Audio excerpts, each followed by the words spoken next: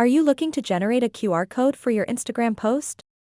In this video, I will show you how to quickly and easily create a unique QR code that can be used to link directly to your Instagram post, enabling people to quickly find and follow you.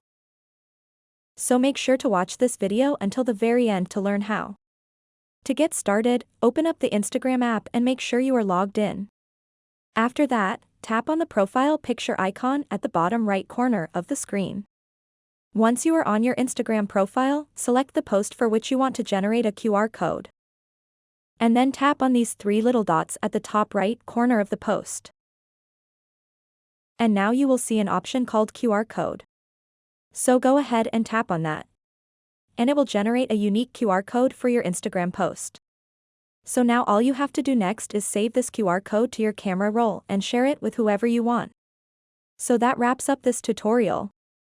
If you have any questions about this whole process, please let me know in the comments section below. And if this video helped you out, please give it a big thumbs up and subscribe to this channel for more tutorial videos like this one. Thank you so much for watching and have a good day.